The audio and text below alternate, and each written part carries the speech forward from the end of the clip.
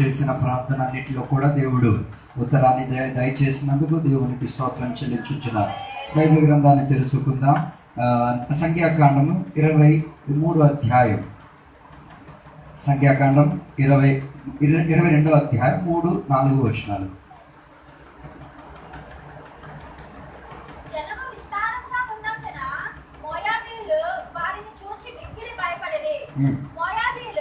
రెండవ వచనం 22వ అధ్యాయం 2, 3, 4.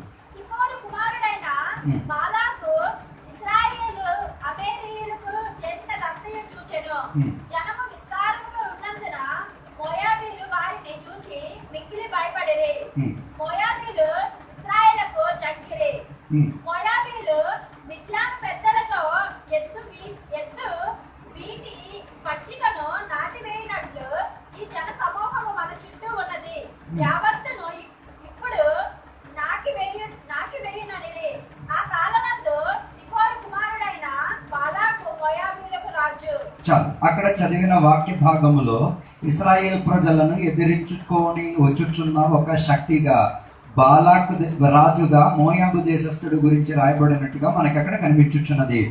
ఇశ్రాయేల్ ప్రజలను ఎప్పుడూ కూడా ఎదిరించడానికి చాలా మంది రాజులు లెగిచి, చాలా మంది ప్రదేశంలో ఉన్న ప్రాంతంలో ఉన్న ప్రజలు కూడా లెగిచినట్టుగా బైబిల్లో మనకి కనిపించుచున్నది. అయితే ఈరోజు మనం చూసుకుందాం దేవుని యొక్క ప్రజలను ఎదిరించుచున్న బాలాకు విషయం గురించి కొన్ని విషయాలకు చెప్పి కూర్చోవాలని ఆసక్తి చెందుతున్నాను. మనం చదివిన వాక్య భాగములో ఇశ్రాయేల్ ప్రజలు దాని మొదటి వచనములో చదివితే చూడగలిగేది ప్రయాణం చేస్తూ ఉన్న అనుబంధములో వాళ్ళు ఏం చేశారు, ఎక్కడికి వచ్చి ఆగారు. దాని మొదటి వచనం చెప్తున్నది ఒకసారి చూడండి. సాగి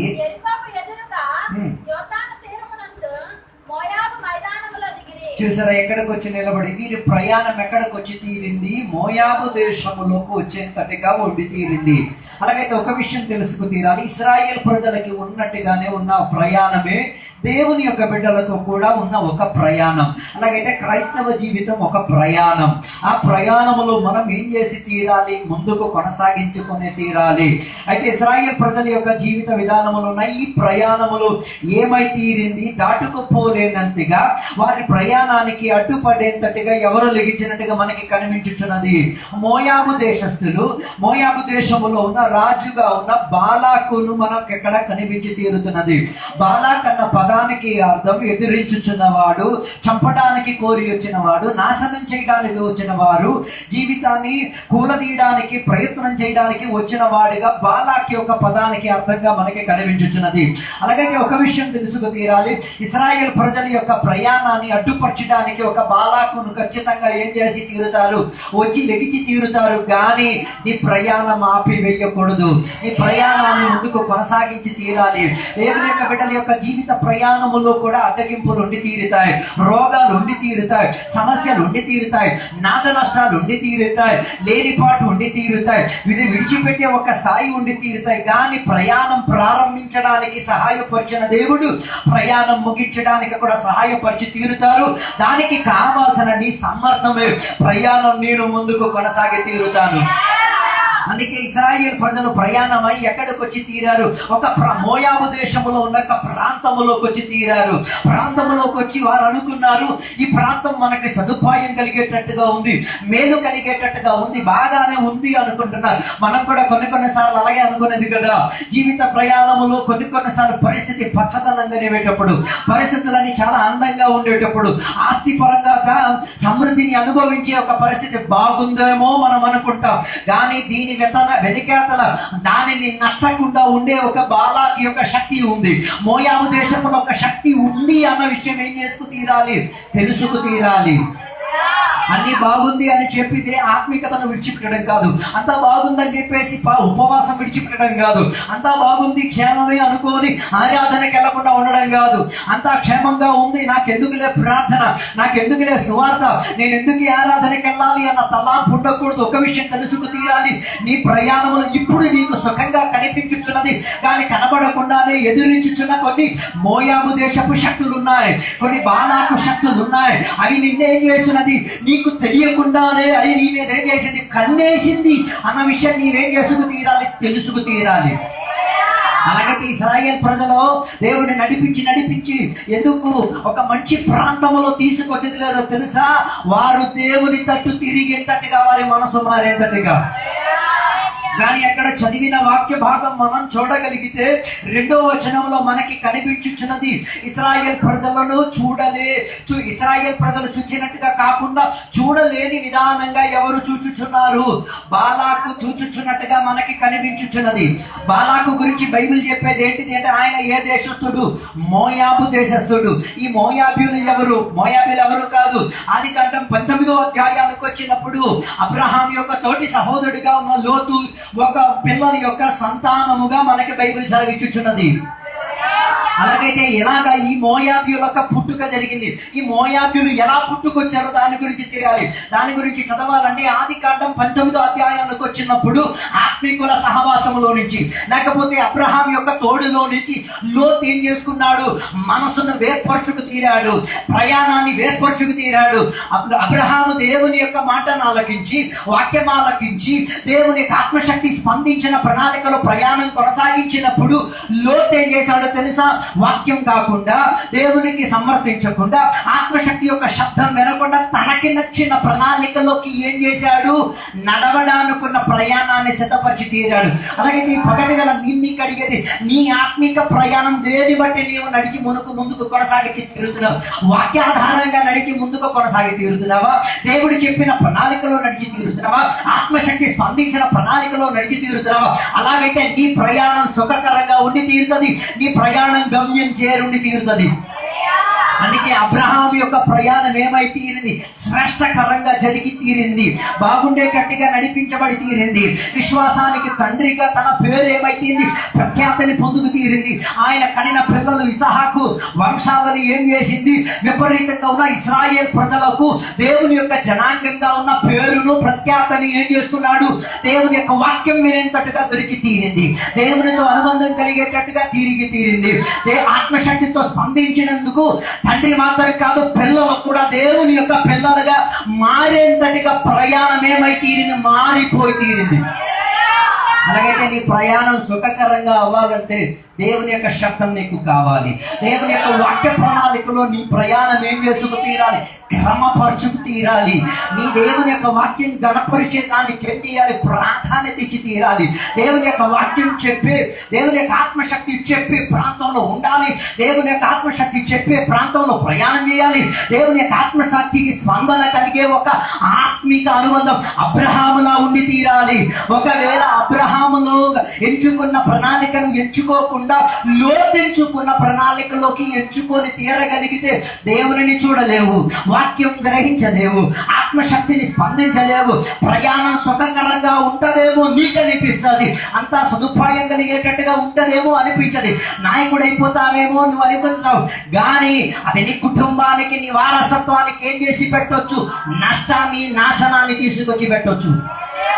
అలాగైతే ఒక విషయం నేను చెప్పి ప్రాధాన్యత గుర్తిస్తున్నాను. నీ మూలంగా నీ పిల్లలకి రాకూడదు, శాపం రాకూడదు. నీ మూలంగా నీ పిల్లలకి ఏం కాకూడదు? ఆత్మిక నష్టం రాకూడదు. నీ మూలంగా నీ పిల్లలు ఏం చేయకూడదు? త్రోవ తప్పిపోకూడదు. నీ మూలంగా నీ పిల్లలు ఏం కాకూడదు? దేవునికి విసర్జించేటట్టుగా మారకూడదు. నీ మూలంగా నీ పిల్లలు ఏం కాకూడదు? వాక్యాన్ని విడిచిపెట్టే ఒక ప్రణాళికను అంగీకరించకూడదు. అలాగైతే ఈ పగటి వేళ నీకు కలిగిన అదే అబ్రహాంకు కలిగిన అదే వాగ్దానం నీ మీద కూడా చలనం చేసి తీరుతున్నది. అదే నీ పిల్లలకు కూడా ఏం చేసుకు తీరు?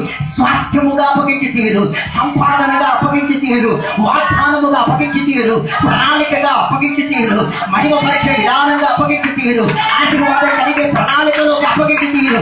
అలాగైతే అబ్రహాము దీవింపబడినట్టుగా, అబ్రహాము క్షేమము కలిగినట్టుగా ఇసహాకు క్షేమం కలిగి తీరగలిగాడు, యాకోబు క్షేమం తీరగలిగాడు. తన వంశావళిలో వచ్చిన పిల్లలు అదే క్షేమాన్ని ఏం చేసుకోగలిగాడు? కొనసాగించుకొని తీరగలిగాడు. ఇది అబ్రహాము యొక్క చరిత్ర. మరోపక్క అబ్రహామును విడిచిపెట్టి, లేకపోతే ఆత్మీకులను విడిచిపెట్టి, అబ్రహామును విడిచిపెట్టి లోతు ఏం చేసుకున్నాడు? ప్రయాణమై వెళ్ళాడు. లోతు అనుకున్నాడు, ఆత్మీకుడు నా తోడుగా లేకపోతే ఏం పర్వాలేదు. కొందరికి ఇదే పిచ్చి, ఏం పర్లేదు, నువ్వు ఆత్మీకులతో తిరగకుండా గాలి తిరిగిన వాళ్ళందరితో తిరుగు. వాడి బుద్ధి, వాడి కుళ్ళు, వాడి స్వభావం నీలో ఫోన్ చేస్తుంది. ఈ కాలంలో చాలా మంది దేవుని యొక్క బిడ్డలకి పిచ్చి ఉంది. ఆత్మీకులతో ఈ ఆదివారం పండగకు వచ్చినట్టు 2 గంటల ఆత్మీకులతో కలవడం కాదు. నువ్వు ఆత్మీకుడైతే ఆత్మీకులతోనే ఏం చేయాలి? సహవాసం ఉంచి తీరాలి. కొందరికి ఆత్మీక సహవాసం గురించి ఏం లేదు, పట్టింపు లేదు. ఈ ఆదివారం శుక్రవారం లేకపోతే ఏదో ఒక వారంకి దొరికే అది కాదు. సహవాసం అంటే తోడుగా కూర్చొని నడవడం, తోడుగా కూర్చొని తినడం, తోడుగా కూర్చొని ప్రయాణం చేయడం, తోడుగా కూర్చొని ఆనందించడం, తోడుగా కూర్చొని ఆరాధించడం, తోడుగా కూర్చొని వాక్యం ఆలకించడం, తోడుగా కూర్చొని ఉపవాసం చేయడం, తోడుగా కూర్చొని దేవునికి మహిమపరచడం, తోడుగా కూర్చొని ఏం చేసడం? ఒకరి సమస్యను అర్థం చేసుకొని ఒకరి నిమిత్తం విజ్ఞాపన చేయడం. ఇది సహవాసం. సహవాసం ఏం చేయాలి? సహించుకొని నివసించుకోవాలి. సహించుకొని పక్కన నీకు నచ్చకపోవచ్చు, ఆడ అండగాడు కాకపోవచ్చు, ఆడ చెప్పిన మాట నీకు పొడిచేటట్టుగా ఉండి తీరొచ్చు, ఆడ చెప్పిన ప్రణాళిక నీకు నచ్చకపోవచ్చు, కానీ ఆయనను దేవుని చూసేంతటికి నీవే అంగీకరించుకొని ఒక కూటములో, ఒక ఐక్యతలో, ఒక అనుబంధంలోకి వచ్చేదే ఆత్మిక సహవాసం అని చెప్పేది. కొందరికి సంఘం ఏమై తీరింది? ఒక సత్రంలా మారి. సత్రం అంటే తెలుసా? సత్రం అంటే గెస్ట్ లాగా వెళ్తారు, అతిథిగా వెళ్తారు, అతిథిగా వచ్చేస్తారు. దానికి ఒక అతిథి దేవోభవ, బైబిల్ అది సెలవించట్లేదు. అతిథులకు గౌరవించండి, కానీ అతిథి దేవునితో సమానమేం కాదు. బైబిల్ అలాగే సెలవించట్లేదు. నీ తోటి సహోదరుని ఏం చేసుకో, దేవునికి ఘనత ఇచ్చేటట్టుగా ఇచ్చి తీరు. అందుకే కదా యేసయ్య చెప్పినది, నా పేరట ఎవరైనా నీ ఇంటికి వస్తే ఏం చెయ్యి? మర్యాద, మంచినీళ్ళు ఇవ్వడం. కదరగా మర్యాద తెలియదు. నీ ఇంట్లో మంచినీళ్ళు ఉన్నారంటే మంచినీళ్ళ లిస్టు నుంచి దేవుడు ప్రారంభించింది. మంచినీళ్ళు ప్రతి ఇంట్లో ఉంటది కదా. కొందరికి తెలియదు. ఆ ఇంటికి వచ్చిన దేవుని పేరట వచ్చిన వాడికి ఒక గ్లాసు మంచినీళ్ళు ఇవ్వాలన్నది కొందరికి ఏం లేదు. ఉన్నారో లేదో నాకు తెలియదు. మేము ఆంధ్రాలో కొన్ని ప్రాంతంలోకి వెళ్ళినప్పుడు ఏ ఇంటికి వెళ్ళినా వారు ఆ వాగ్దానాలు ఏం చేసి తీరుతున్నారు తెలుసా? పాటించి తీరు. ఏ సేవకుడు ఆ ఇంటికి అడుగు పెట్టిన, ఏ దేవుని యొక్క పెట్టి ఆ ఇంటికి అడుగు పెట్టినా వారు ఏం చేస్తారు తెలుసా? ఒక లోటలో నీళ్లు తీసుకొచ్చి పెడతారు. నీళ్లు తీసుకొచ్చి పెట్టిన తర్వాత ఏం చెప్తారు? అయ్యగారు ఒక పుట్టక తాగితే చాలు, మొత్తం తాగక్కర్లేదు. నేను ఆ అమ్మగారికి అడిగాను, అది అడిగాను, ఎందుకమ్మా ఒక లేదయ్య గారు, ఇది వాగ్దాన ప్రారంభం అయితే, ఇది నాకు ఇవ్వడానికి ప్రారంభ స్థితికి అయితే నువ్వు ఒక్క మెతుకుడు తాగుతున్న వలన, లేకపోతే ఒక పుట్టక నువ్వు తాగుట వలన, దాని వలన నాకు లేని లోటులన్నీ కూడా ఏం చేసి తీరొచ్చు? తీరిపోయి తీరొచ్చు. అలాగైతే ఇంటికి వచ్చిన వాళ్ళకి ఏం చేయాలి? మంచి నీళ్ళతో స్టార్ట్ చేయండి. ఇంటికి వచ్చిన శత్రువుకు కూడా ఏం చేయండి? భోజనం ఇచ్చి స్టార్ట్ చేయండి. ఇంటికి వచ్చిన శత్రువులకు ఏం చేయాలి? భోజనం ఏర్పరిచి వారికి కూడా మంచి నీళ్ళు పెట్టు. అది వారికి ఏం చేయొచ్చు? ఆత్మిక విడుదల ఇచ్చి తీరవచ్చు. అందుకే నేను చెప్పొచ్చిన మాట, ఆత్మిక సహవాసం మనకుండి తీరాలి, ఆత్మిక అనుబంధం మనకుండి తీరాలి, ఆత్మికతలో ప్రయాణం చేసి తీరాలి. కానీ లోతుకి ఇవేమీ అక్కర్లే. లోతు ఏమనుకున్నాడు తెలుసా? వీడితో నాకేటి పోటీ, వీడితో నాకేటి తిరగడం, నేను నా మటుగా నేనేం చేసి తీరుతాను. అందుకే లోతు ఏం చేశాడో తెలుసా? తన నిర్ణయ ప్రణాళిక చొప్పున ఆయనకి నచ్చినది, ఆయనకి అందం కలిగించిన ప్రణాళికలోకి ఆయన ఏం చేశాడు? దేవునిని విడిచి, వాక్య పరిచర్యని విడిచి, ఆత్మశక్తిని విడిచిపెట్టి ఏం చేశాడు? సొదొమ గొమొర్రా పట్టణం వైపు తన మనసును పెట్టుకున్నాడు. అందుకే ఈ పగటి వేళ నేను చెప్పొచ్చేది, దేవుని యొక్క బిడ్డలు కలిగించిన సొదొమ గొమొర్రాని ఏం చేయలేరు?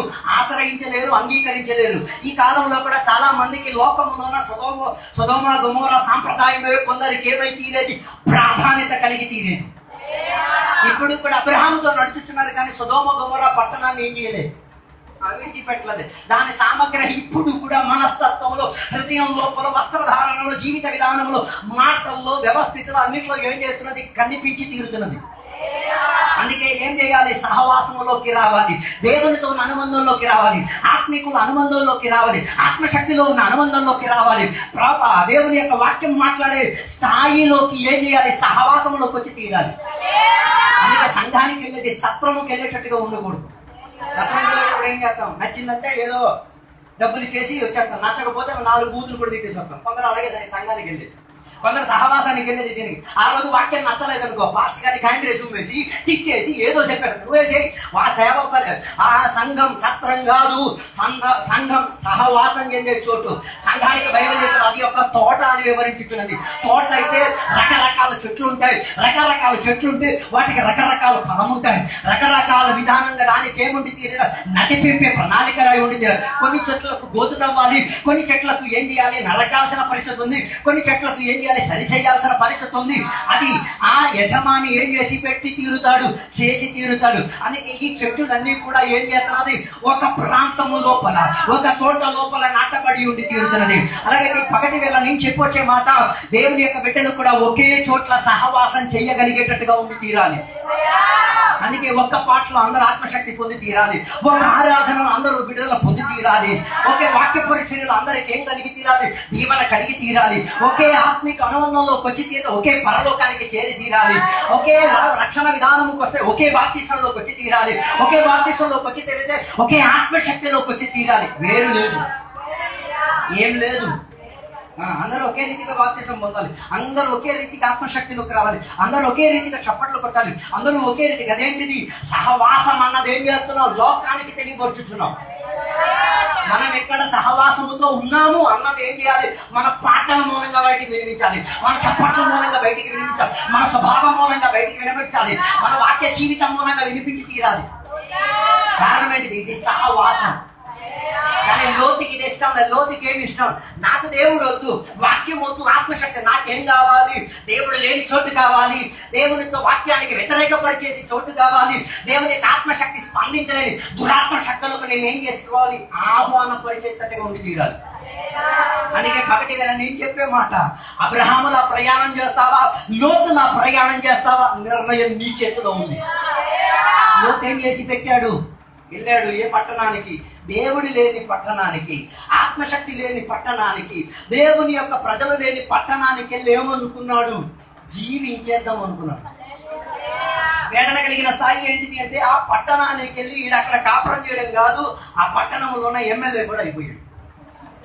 ఆ పట్టణంలో ఎమ్మెల్యే కూడా అయిపోయి ఈడికి ఊరి గమని ఇక్కడ ఏమై ఉండేది, కుర్చీ కూడా ఉండి తీరింది. దాని ఏమై తీరిందో తెలుసా, ఆ పట్టణం దేవుని యొక్క దృష్టిలో ఏమై తీరింది, పాపభరితముగానే, నష్టభరితంగా, నాశనభరితంగా దేవునికి ఏం చేసింది, కనబడి తీరింది. యథార్థ ఆత్మీయ అబ్రహాం ఎందుకు సొదొమ గొమొర్రా పట్టణాన్ని ఎంచుకోలేదో తెలుసా, ఆయనకి తెలుసు అక్కడ దేవుడు లేడని, ఆయనకి తెలుసు అది వాక్యానికి గణపరిచేది కాదని, అక్కడ ఆత్మశక్తికి చోటు ఉండాల్సిన చోటు కాదు అన్నది ఆత్మీకులకు ప్రయాణంలో ఏమై తీరుతుంది, అర్థమై తీరుతుంది. కొందరికి ఇప్పుడు కూడా ఏం చేయట్లేదు, అర్థం కావట్లేదు. అందుకే కొందరు ఇప్పుడు కూడా సొదొమ గొమొర్రా సాంప్రదాయాలు ఏం చేయట్లేదు, విడబట్టలేదు. కొందరు రక్షణ పొంది మారు మనసు పొంది సంఘానికి వచ్చారు, ఇప్పుడు కూడా పాత మాటలు ఏం చేయలేదు, మాటల్లో ఏమి రాలేదు, ఇప్పుడు కూడా ఏమి రాలేదు, ఆ క్రమం రాలే, మార్పు రాలే. కారణం ఏంటిది, ఇప్పుడు కూడా స్వాధీనం నీలో ఏం చేస్తున్నది, వచ్చి తీరుతున్నది. అందుకే నేను చెప్పి రావడానికి కోరే ఒక మాట, ఆత్మస్పందనలోకి రా, నీ స్వభావం మారుతుంది, నీ మాటలు మారుతుంది, నీ జీవితం మారుతుంది, ప్రయోగం మారుతుంది. కానీ లోతు ఏం చేసి పెట్టాడు తెలుసా, దేవుడు లేని ప్రాంతంలో తన పిల్లలకు పెళ్లి కూడా ఏం చేసుకున్నాడు. మనలో కూడా చాలా మంది ఇలాగే, ఏమైతే ఏమైంది, ఎవడో ఒకడికి తాకట్టు ఏం పర్లేదు, సొదొమ గొమొర్రా నీ ఇంట్లో ఏం చేస్తుంది, దాని ప్రభావాన్ని చుచ్చి పెట్టి తీరుతుంది. అందుకే ఎంచుకు తీరని ఆత్మీకులను వెతికి ఏం చేసుకో, దానికి కుడిపడిపోతే అవదు, దానికి తొందరపడిపోతే అవదు, దానికి ఏం చేయాలి, ఆగాలి, ఎదురు చూసుకోవాలి, కనిపెట్టుకోవాలి, ఆ తగిన సమయంలో తగిన వ్యక్తిని ఏం చేసుకోవాలి, దేవుడు తెచ్చేంతటి వరకు ఏం చేయాలి, నిరీక్షణ కలిగి ఉండి తీరాలి. దానికి ఊరు తిడతారు, దానికి నీ కుటుంబీకులు వేదన పడతారు, కానీ అలాంటప్పుడు ఆ వేదన ఏమైతే ప్రార్థనగా మారి తీరాలి, వినపముగా మారి తీరాలి, దేవుని యొక్క సన్నిధిలో ఏడ్చే ప్రణాళికగా మారి తీరాలి. అందుకే దేవుని యొక్క బిడ్డలు స్వభావం కలిగే వారినే ఏం చేసుకోవడానికి ప్రయత్నం చేసుకోవాలి, వివాహం చేసుకోవడానికి ఏం చేసుకోవాలి, ప్రయత్నించుకు తీరాలి. అందరికి ఇప్పుడు కూడా ఎవరిని పెళ్లి చేసుకోవాలో తెలియదు, సంఘానికి వస్తున్నారు, ఏం చేస్తున్నారు, సంఘం వచ్చేంత వరకే తప్ప వారి ఆత్మిక భవిష్యత్తు ఎంత మాత్రం ముందుకెళ్తుందో తెలియక అదే లోతు కూడా చేశారు. తన పిల్లలకి ఏం చేశారు? దేవుడు నచ్చలేని ఊరిలో, దేవుని వాక్యం లేని ఊరిలో, దేవుని ఆత్మశక్తి లేని ఊరిలో ఏం చేస్తున్నారు? మంచి అబ్బాయిలను కూడా సెట్ చేసుకొని పెళ్లికి కూడా ఏమై తీరారు? రెడీ అయి తీరారు. కానీ ఏం కాలేదు, పెళ్లి జరగలేదు. పెళ్లి జరగకపోయినా అక్కడున్న సాంప్రదాయం వీళ్ళు ఏం చేసి తీరారు? ప్రయోగించేటట్టుగా. అందుకే 19వ అధ్యాయం, ఆదికాండం 19వ అధ్యాయంకి వస్తే ఈ ఇద్దరు పిల్లలతో సహా నాన్న అమ్మ కలిపి ఏం చేశారు? దేవుని యొక్క దూత చెప్పిన ప్రణాళిక చెప్పున వీరు ఆ దేశంలో నుంచి ఏం చేసుకు తీరారు? తడిమి వేయబడి తీరారు. ఆ తడిమి వేయబడే ప్రయాణములో లోతు భార్య ఏం చేసింది? వెనక్కి తిరిగి చూచింది. ఈ కాలంలో కూడా కొందరికి స్తంభం అవ్వడానికి చాలా ఇష్టం. కొందరు చచ్చిన తర్వాత ఇప్పుడు కూడా గోడ మీద ఎక్కించారు స్తంభం అని. నువ్వు కూడా లోతు దానివే. లోతుకున్న స్వభావం ఇప్పుడు కూడా ఏం కాలేదు. కొందరు దేవుని బిడ్డలు ఇంటికి వెళ్తే వారు పూర్వీకులు చచ్చిపోయినవన్నీ ఎక్కడ ఏం చేశారు? గోడ మీద దగ్గర నుంచి ఊళ్ళో అందరికీ చూపించారు. ఇదే ఆయన ఆయన చూపించారు అన్నీ. ఆయన తర్వాత ఉన్న సంవత్సరాలు నీకు ఏం చేసావు? అన్నీ ఏం చేసావు? తెలగలేదు. ఆయనకి న్యాయం చేసావు. మీ నాన్న కాబట్టి నాన్న వాళ్ళందరూ ఫోటోలు పెట్టామనుకో నీ ఇంటికి ప్రేమే సరిపోదు. వీళ్ళందరినీ జ్ఞాపకం చేసుకొని కొందరైతే దాని ముందు ఏం చేస్తున్నాం? పల్లెలు, టీలు, టిఫిన్లు అన్ని పెట్టేసారు. ఆయన నా నువ్వు తింటే నాకు ఏగలు కుక్కలు అయ్యే వచ్చి ఏం చేస్తున్నాయి? నాకు ఉన్నారో లేదో నాకు తెలియదు. మన పూర్వీకులనే మనం జ్ఞాపకం చేయాలి. అలాగని చెప్పి ఫోటో పెట్టేసేంతకే జ్ఞాపకం చేసుకోవాల్సిన పరిస్థితి లేదు. ఫోటో పెట్టేసుకొని ఏం చేయట్లేదు. అలా ఫోటో పెట్టడానికి మనసు వస్తున్నదా? లోతు స్వభావం నీలో, సుగమ గుమర స్వభావం నీలో వ్యాపారించుతున్నది. లోతు కూడా ఏమై తీరింది? వెనక్కి తిరిగి చూడు. అమ్మో నా పొలం, అమ్మో మా అల్లుడు, అమ్మో మా విల్లు, అమ్మో నా వల్లి ఏమై తీరింది? స్తంభమై తీరింది. ఈ పగటి వేళ నేను చెప్పొచ్చా, నీ ప్రయాణంలో స్తంభం అయిపోకూడదు. కొన్ని స్తంభాలు ఆదివారం శుక్రవారం మనకి కనిపిస్తాయి. ఎక్కడ అవి ఏం చెయ్యవు? పాటలు వచ్చినా పాడవు, చప్పట్లు వచ్చినా కొట్టవు, హల్లెలూయా వచ్చినా దాన్ని ఏమని పిలవాలి? ఒకే నిర్ణయం తర్వాత ఈ రోజు పాస్టర్ ఏమి వాక్యం చెప్పిన ఒక్క వెతుకుడు కూడా ఏం చేయదు. చెప్పు నాయన, దేవుడి స్తంభాలని కాదు కోరేది. నువ్వు సంఘానికి స్తంభం అయిపోయిరా, నువ్వు స్తంభం అయిపోకూడదు. వాక్యం పట్టేసుకున్నారు ఏమని? సంఘానికి స్తంభముగా ఏం చెప్పాలి? అయ్యగారు వాగ్దానం చెప్పారు స్తంభం అయిపోవాలంటే ఊరిన సంఘానికి స్తంభం అంటే సంఘం నిలబడే కొరకు నువ్వేం చేయాలి? చెయ్యూతనిచ్చి తీరాలని అర్థం. అంటే తప్ప సంఘంలో వచ్చి ఏం చేయకూడదు. స్తంభంగా మారదు. కొన్ని స్తంభాలను మనం ఏం చేయొచ్చు? చూడొచ్చు. ఈ స్తంభాలు కదిలేదు ఎప్పుడో తెలుసా? పాట వచ్చినప్పుడు కదులుతాయి, కొన్ని డ్రమ్ బీట్లు వచ్చినప్పుడే కదులుతాయి, ఏమొచ్చినప్పుడు డబ్బు కొట్టినప్పుడు కొన్ని కదులుతాయి. మరి ఎందుకు కదిలించమని నాకు తెలియదు. నేను చెప్పొచ్చేది సంఘములో స్తంభముగా ఉండడం కాదు, సంఘములో ఏం తీయాలి? సహవాస భరితంగా ఉండి తీరాలి. అందుకే నేను చెప్పొచ్చిన మాట, లోతుగా స్తంభముగా ఏం చేయకూడదు, మనం మారకూడదు. అందుకే లోతు ఏమై తీరింది? ఉప్పు స్తంభంగా మారి తీరింది. కొందరు ఫోటో స్తంభంగా మారిదారు. అందుకే దేవుని యొక్క బిడ్డలకు ఫోటోలు, ప్రేమలు ఏవి అవి పెట్టేసుకొని ముందులు పెట్టేసుకుని ఏం ప్రయోజనం ఉండదు. దాచుకొని ఎక్కడైనా ఎందులో బీరువాలని ఎక్కడైనా పెట్టేసుకో. ఎవరైనా ఇదే మా నాన్న చూపించు అంతే తప్ప దానిని ఏం చేయకూడదు. ఆరాధించేటట్టుగా మనసేం కాకూడదు. దేనిని? ఫోటోలకి. కొందరు ఇళ్లలో ఏసయ్య ఫోటో పెట్టారు. అది ఏసయ్యో కాదు ఒకసారి పరిశోధించు. ఆ ఫోటోలో ఉన్నాయని అడగండి, నువ్వు అసలు ఏసయ్యనా అడిగి తెచ్చుకోండి. అదేం చేయకూడదు, విగ్రహారాధన కింద మారిపోకూడదు. అందుకే నేను చెప్పొచ్చిన మాట, లోతులా మనం ఏం కాకూడదు, స్తంభమైపోకూడదు.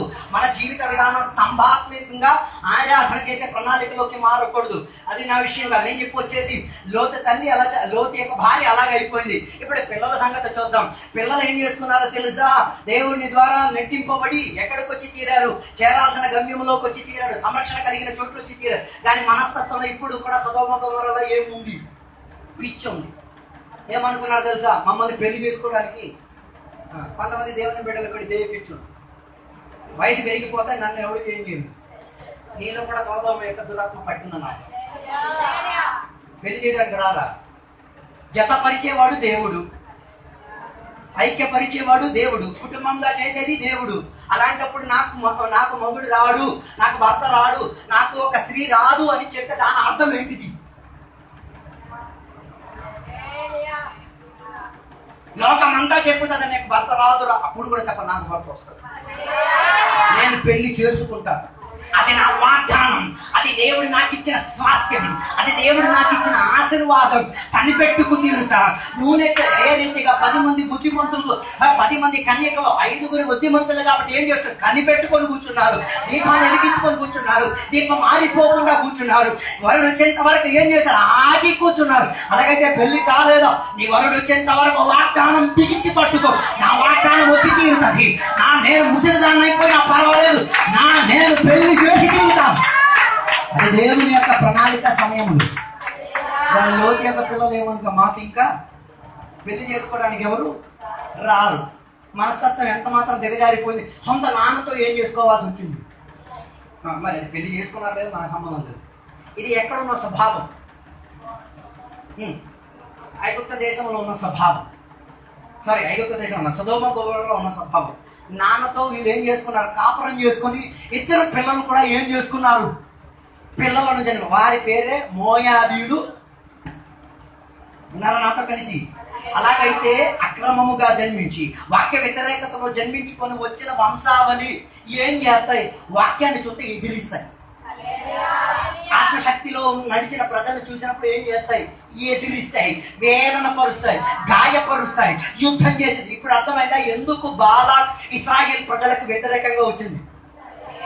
కారణం ఏంటిది? వంశావళిలో నుంచి ఇచ్చిన శాపం కొడుకు మీద పడుంది. మీకు ఎరుగుతుంది లేదా నాకు తెలియదు. వంశావళి నుంచి వచ్చిన క్రమం ఏమైతీరింది, శాపంగా ఈయన తల మీద మండుతున్నది. ఆ శాపం మండినప్పుడు మనుషుల మీద శాపం అర్పించి తీరడానికి ఈయన ఏం చేస్తాడు, వీళ్ళు ముత్తాతలు ఏం చేయాలి, పెళ్లి చేసుకోకుండా కాపురం చేసుకున్నారు, వాక్యం లేకుండా కాపురం చేసుకున్నారు, ఆత్మశక్తి లేకుండా కాపురం చేసుకున్నారు. అలాంటప్పుడు వాక్యాన్ని చూసి జీవించిన వాడిని వీడేం చేస్తాడు? అందుకే వీడేం చేసింది, ఇశ్రాయేల్ ప్రజలను ఎదిరించడానికి. అందుకే కదా దాని 4-5 అధ్యాయానికి వచ్చినప్పుడు మనకే కడమనేది, ఈడు ఈ ఇశ్రాయేల్ ప్రజలను ఏం చేయడానికి, శపించడానికి ఒక మనిషిని ఏం చేసుకున్నాడు. 5వ వచనం ఒక్కసారి చదవండి.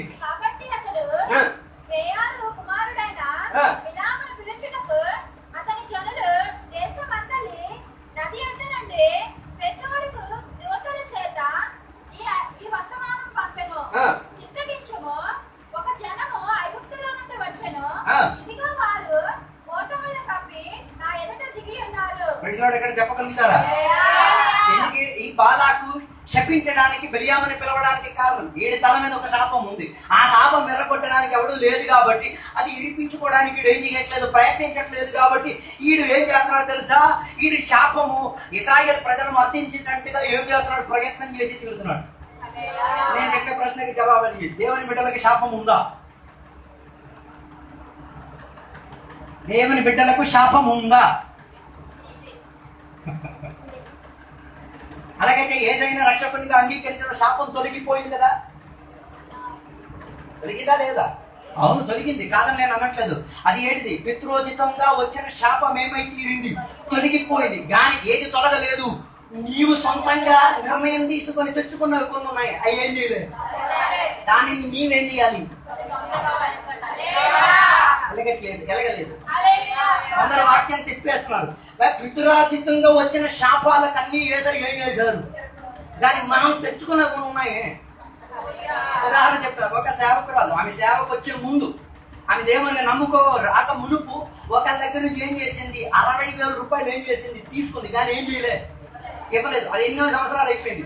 ఈమె సేవా పరిచయకు వచ్చి రక్షణ పొంది సంఘాన్ని నడిపించిన ప్రణాళికలో కూడా ఇవేం గుర్తురాడు. ఒకరోజు వాక్య పరిచయం చేసినప్పుడు ఇచ్చుపుచ్చు విషయం గురించి వచ్చినప్పుడు ఆత్మ స్పందించడం మొదలెట్టి తీరారు. ఈమె అక్కడ కూర్చొని వాక్యం ఆలకించినప్పుడు దేవుని యొక్క సేవకుడు చెప్పిన మాట ఈ ఇచ్చుపుచ్చు విషయం గురించి, అప్పు ఇచ్చుకోవడం తెచ్చుకోవడం ఉన్న విషయం గురించి. వెంటనే ఈమె మనసులో ఏం గుర్తుకొచ్చిందో తెలుసా, 25 సంవత్సరాల క్రితం 60,000 రూపాయలు ఇచ్చిన అప్పు ఇంకేం చేసింది. వెంటనే ఏం వచ్చి ఒక్క నిమిషం నాకు సాక్ష్యం చెప్పడానికి ఏం చేయాలి, సమయం కావాలి. పాస్టర్ గారికి ఇదే సాక్ష్యం చెప్తుంది. వెంటనే ఆమె మోకాల మీద దిగేసి ఏం చేసిందో తెలుసా? చెప్పింది, నేను 25 సంవత్సరాల క్రితం 60,000 రూపాయలు ఏం తీసుకున్నాను, అది నేనేం చేయలే, తీర్చుకు తీరలే. ఆ అమ్మ కన్నీరు నాకు వినిపిస్తున్నది. ఆ కుటుంబంలో నుంచి ఏమైనా ఆ డబ్బు మాకు దొరకలేదే, ఆమె నన్ను మోసం చేసేదే, ఆమె నా మీద ఎంత మాత్రం నేను నమ్మి ఆమె నన్ను ఏ వేదన పరిచలే. ఆ కేకులు నా చెవిటికి ఏం చేసింది, వినిపించి తీరింది. వాక్యం చెప్పినప్పుడు పాస్టర్ గారు నేనేం చేసి తీరాలి, పాస్టర్ గారు నమ్మ నిర్ణయం నువ్వు తీసుకున్నావు కదా, ప్రార్థన చేయబోతున్నా, ఈ రోజే వెళ్ళి దానికి ఏం చేయగలుగుతావు, దాని క్రమాన్ని ఏం చేసుకో, సెట్ చేసేసుకో అని చెప్పి ఆమె తల మీద చెయ్యించి ప్రార్థన చేసి పాస్టర్ గారికి చెప్పిన వెంటనే ఆ శాపానికి ఏమైంది, తత్సమరం పరిహారం దొరికింది. ఈ అమ్మ వెళ్ళిన వెంటనే ఏం చేసింది, ఒకసారి బ్యాంక్కి వెళ్ళింది. లెక్కలు మొత్తం ఈ 25 సంవత్సరాలు కూడా వడ్డీ, మదుపు వడ్డీ, చక్కెర వడ్డీ మొత్తం కలిపేసి ఏం చేసింది, ఒక చెక్కు రాసేసి ఈ అమ్మ ఎక్కడుందో, ఆ కుటుంబం ఎక్కడుందో ఏం చేసింది, వెతుక్కుంటూ వెళ్ళి ఏం చేసింది, ఇచ్చి తీరింది. ఆ కుటుంబ సభ్యునికి వెళ్ళి, నువ్వేదమ్మా ఎప్పుడు వచ్చావు? లేదమ్మా, నాతో దేవుడు మాట్లాడాడు, వాక్యం నన్ను స్పర్శించింది, నేను తెచ్చుకున్న ఒక శాపం ఉంది, అది ఈరోజు ఏమైపోయింది, ఇడిగి తీరింది. అది ఎలా సాధ్యమనంటే, ఈ చెక్కు నువ్వు తీసుకున్నావు అనుకో, చెయ్యించి కౌగిలించావనుకో, నా శాపం ఏమై తీరింది. నేను చెప్పేది వాక్య పరిచయం చెప్పేటప్పుడు కొన్ని భాగాలు నేను తాకుతున్నాయి అంటే అది దేవుని యొక్క స్పందన. అది ఎక్కడైనా శాపం ఉండి తీరిందంటే అది ఏం చేసి తీరాలి. ఇది నా కోసం ఎందుకంటే పాస్ అలాగే చెప్తాడు, ఆడికి పని పాట వాడు, ఆడి ఇష్టం ఆడి కష్టం అని చెప్పి నువ్వు వదిలేసే వరకు ఆ శాపం నీ మీద కాదు, నీ పిల్లల వంశావళి తరముల వరకు అదేం చేస్తారు, వ్యాపరించుకొని వెళ్ళి తీరుతారు. అందుకే శాపం విరగడానికి ఉన్న మంచి మార్గం ఉపవాసం చేయండి, వాక్య పరిచయం గ్రహించండి, వాక్యం నీతో సూటిగా మాట్లాడినట్టే దానిపైన ఏం చేయండి, తలదించుకొని మోకరించండి. వచ్చే పాస్టర్ గారు ఫలానా విషయం గుర్తుకొచ్చింది, పాస్టర్ గారు ఈ శాపం నుంచి నాకేం కావాలి, విడుదల కావాలి, ఈ శాపం నా పిల్లల జీవితంలో ఏం చేయకూడదు, వర్తించుకోకూడదు, దీనికి విడుదల కావాలి, తల మీద చేయొచ్చు, ఏం చేయండి, దీన్ని ఎర్రగొట్టండి. ఒక పాప పెళ్లి చేసుకుని ఒక కుటుంబంలోకి ఏం చేశారు, వచ్చారు, కానీ ఆ పాప తల మీద ఉన్న ఒక శాపం ఏంటో తెలుసా, అని ఏ వంటలు చేసినా ఏమవుదు, సరే కారణం ఏంటో అని ఎతకడానికి పాస్టర్ గారి దగ్గర, అయ్యారు నేనేం వంటలు చేసినా ఏం కావట్లేదు, ఏమి సక్సెస్ ఎవరికి నచ్చట్లేదు, ఏమిటో సాదృశ్యం నాకు తెలియదు. పాస్టర్ గారు కూర్చున్నట్టు ప్రార్థన చేశారు, కూర్చున్నప్పుడు వెళ్ళలేదు. వంశావళిలో ఉన్న వాళ్ళు ఏం చేసేవారు తెలుసా, భోజనంలో ఏదో కలిపి ఎవరికో ఇచ్చారు భోజనం. ఇది ఏమి తల మీద కూడా ఉంది. పాస్టర్ గారు తల మీద చెయ్యి ఉంచి నేను ప్రార్థన చేసి చేతికి ఇతను వెంటనే శాపం ఏమై తీరింది. నేను చెప్పొచ్చే మాట, దేవుడు దేవుని మన పితృచిత్తంగా వచ్చిన శాపాలకు ఏమై ఉంది, యేసయ్యను రక్షకునిగా అంగీకరించిన విడుదల దొరికితే, కానీ మనం వ్యక్తిపర నిర్ణయముగా వాక్యాధారం లేకుండా దేవునికి ఘనపరచకుండా దేవునికి ఘనత ఇవ్వకుండా తెచ్చుకున్న శాపాలను ఏం చేసుకు తీరాలి, విడుదలని ఇప్పించుకు తీరాలి. ఒకవేళ విడుదల రాలేదనుకో, బాలాకకి జరిగిన అదే ప్రయోగం నీ జీవితంలో జరుగుతాయి. బాలాక జీవితంలో ఏముంది, అమ్మా నాన్న పెళ్లి చేసుకోకుండా తెచ్చుకున్న ఒక శాపం ఉంది. ఆ వంశావళి క్రమం వీడి తల మీద ఉన్నంత కాలం వీడి మనసు తెలుసా, దేవుని యొక్క బిడ్డలు కనబడకూడదు, దేవుని యొక్క ప్రజలు నడవకూడదు, దేవుని యొక్క ప్రజలకి క్షేమం కలగకూడదు, దేవుని యొక్క ప్రజలు ఏం ఆశీర్వదింపకూడదు. ఇదే వీడి తల మీద ఎక్కేది. ఏదైనా విధానంగా వీడికి ఏం చేయాలి, శాపముతో నింపి తీరాలి. శాపం నిండిన శాపాన్ని ఏం చేస్తాడు, ఇచ్చి తీరుతాడు. అందుకే దేవుని యొక్క బిడ్డలు ఇతరులకు ఏం చేయకూడదు, శాపం తెప్పించుకోకూడదు. దేవుని బిడ్డలు ఏం చేయకూడదు. పాస్టర్ గారికి ఒక హక్కు ఉంది, శాపం తెప్పించడం తెలుసా.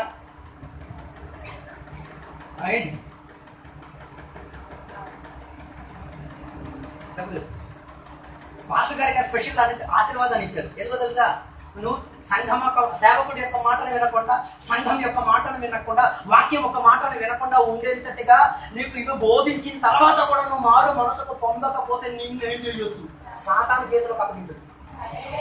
కానీ చాలా రేరు సేవకులు చేసేది, చెయ్యరు.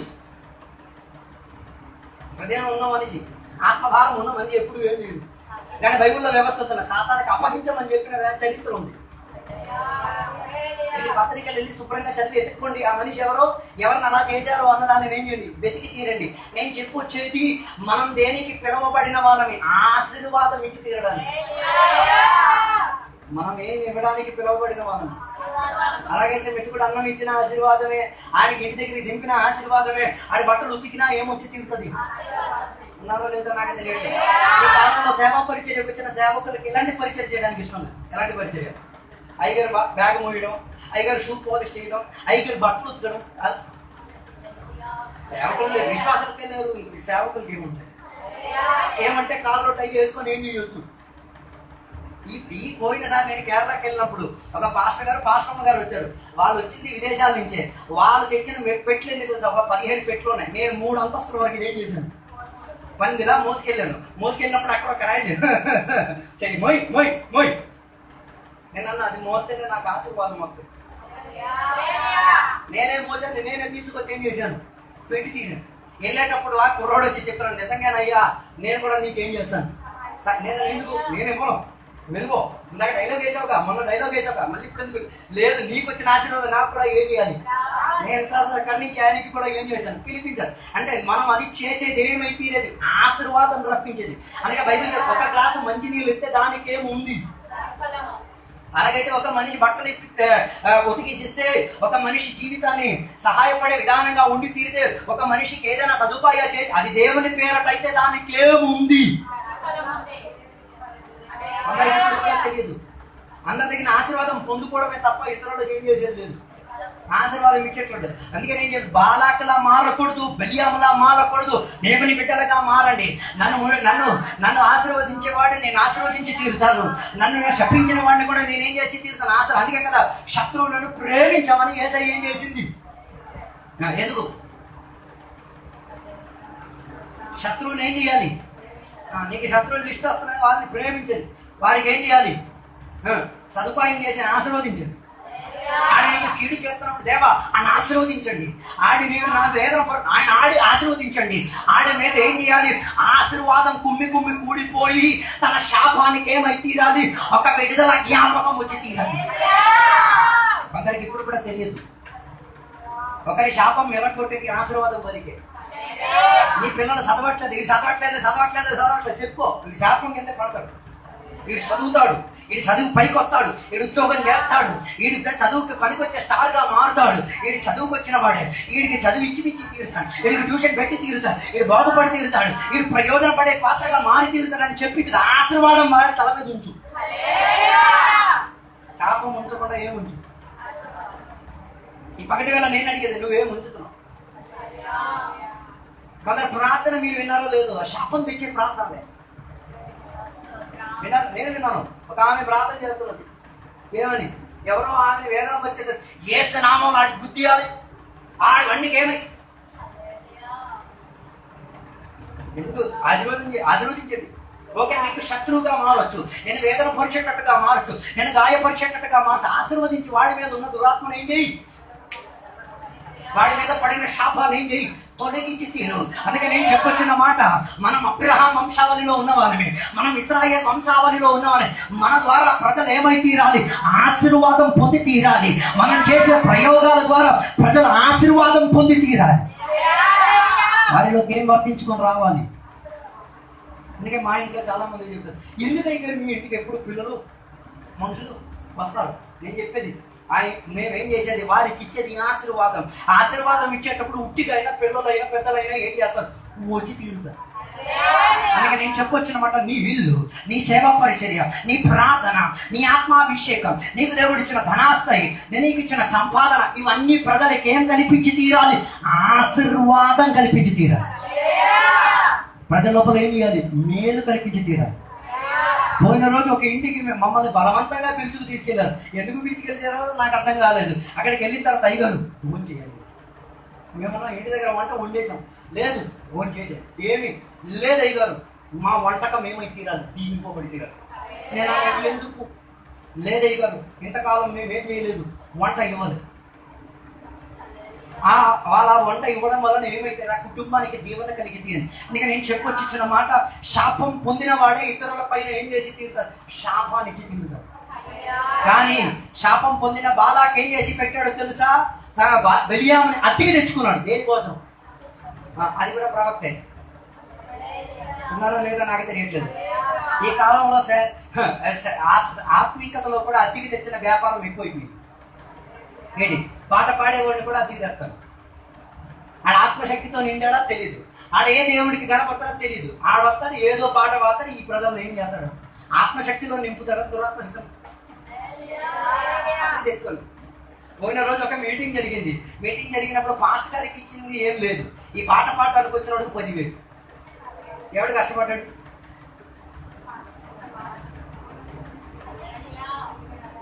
ఆ మీటింగ్ మళ్ళీ ఆశీర్వాదం అంట. నేను ఆశీర్వాదం శాపం చెప్పాను.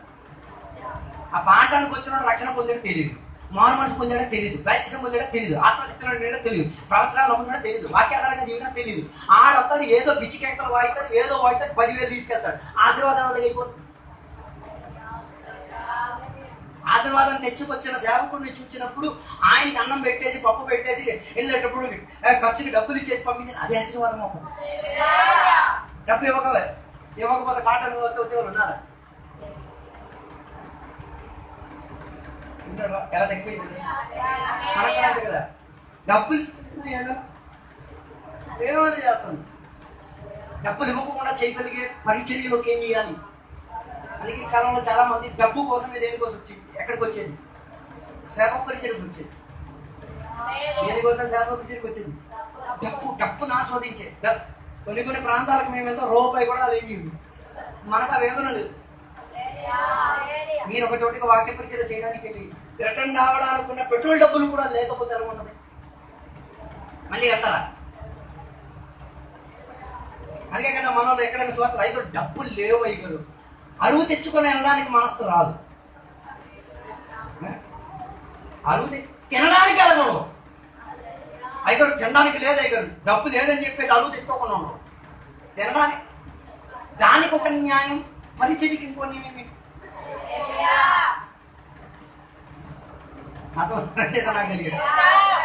దానికి ఒక న్యాయం.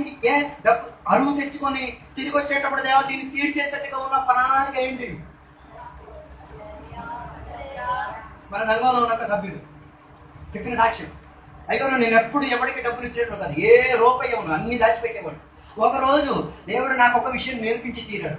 ఏం నేర్పించో తెలుసా? ఆయన ఎక్కడో పని చేసి వచ్చినప్పుడు ఆయనకి ఏం చేసింది? 50,000 రూపాయలు దొరికింది. 50,000 రూపాయలు పనిలో ఆయనకు దొరికింది. ఇది తీసుకొచ్చి ఇంట్లో పెడతాం అనగా దేవుని యొక్క ఆత్మీయత లేదు. ఇది మాట్లాడుకుంటే నువ్వేం చేయదు, ఇచ్చే. ఇది ఇంట్లో బీరువాలో పెట్టినంత వరకు వీడికి ఏం లేదు, మనశ్శాంతి లేదు. వెంటనే ఐగరు ఇంత డబ్బులు ఉన్నాయి, ఏం చేయాలి? ఐగరు ఉన్నారు, ఏం పర్లేదురా, దీనికి మనం సెట్టింగ్ చేద్దాం. ఆ డబ్బులు తీసుకొచ్చి ప్రార్థన చేసి ఇచ్చేసిన తర్వాత ఈయనకి మంచి నిద్ర. ఇచ్చేసినప్పుడు కూడా ఈయన మనసు పూర్తి అంగీకరణతో లేదు. ఇచ్చేసాడు ఏదో ఏమైనా కలిగి ఒక దేవుడు చెప్పండి అని. సుమారు 1 నెల తీరలేదు. ఈయన ఎక్కడో పని చేసింది, అది డబ్బులు ఎంతో ఇవ్వాల్సి ఉంది, దానికన్నా అధికంగా ఈయన చేతికి ఇచ్చేసి ఏం చేశారు? దేవుడు ఈయనకి గుర్తు, ఆ రోజు ఇచ్చో గుర్తుందా? ఇది తిరిగి ఎంత దొరికింది? ఈ దొరికిన వెంటనే ఈ డబ్బు పాకెట్లో పెట్టుకొని ఇంటికి పరిగెట్టు. ఐగోలు ఆ రోజు ఇచ్చిన వాడు వేదనతో ఇచ్చాను, ఇక్కడి నుంచి నేను వేదనతో కాదు స్వేచ్ఛతో ఇచ్చాను. ఇప్పుడు ఆ ఇచ్చిన మనిషి ఎప్పుడెప్పుడు నేను కనిపెడుతున్నానో అప్పుడప్పుడు నేనే పొడుస్తాను. ఇస్తావా? తప్పు. నేను ఇస్తాను, నువ్వు తిట్టినా ఇస్తాను, నువ్వు తిట్టకపోయినా నేను ఇస్తాను. నేనంటాను అసలు నువ్వు తిన్న బెండకాయవా, పనికొచ్చే బెండకాయ నేను చూడాలి కదా.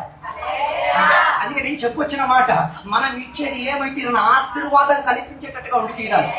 చర్చికి వచ్చి చీపుడుతాడు ఆశీర్వాదమే, గోడకి చిన్న వేయడం ఆశీర్వాదమే, చేతులు తొలగడం ఆశీర్వాదమే, పనులన్నీ కూడా చక్క పెట్టుకోవడం ఆశీర్వాదమే. డబ్బుకి కాకూడదు. అందరూ అన్నీ ఏం చేసేది? డబ్బుకి ఇలా అద్దెకి తెక్కండి, ఏం చేయకూడదు. ఈ కాలంలో సేవకులు కూడా అద్దెకి ఏం చేస్తున్నారు? దొరుకుతారు. ఈ సంఘంలో పాస్టర్ లేరు, ఆ సంఘంలో ఉన్న వాళ్ళు సేవకులు అవ్వడానికి ట్రైనింగ్ తీసుకోరు, సేవకులు అవ్వడానికి ఉన్న ప్రణాళికలోకి ఏం చేయరు, రారు. ఈ సంఘంలో డబ్బు ఉంది కాబట్టి ఏం చేస్తారు? ఒక పాస్టర్ గారిని ఏం చేస్తారు? అరువుకి తెచ్చుకుంటారు. నేను నిజాయితీనే చెప్పేది. తీసుకొచ్చిన తర్వాత ఏం చేస్తారు తెలుసా? ఆ సంఘంలో ఉన్న సభ్యులు నిర్ణయిస్తారు, ఈ ఫలానా విషయం వాక్య పరిచయం చెప్పకూడదు. ఈ పాస్టర్ ఏం చేస్తాడు?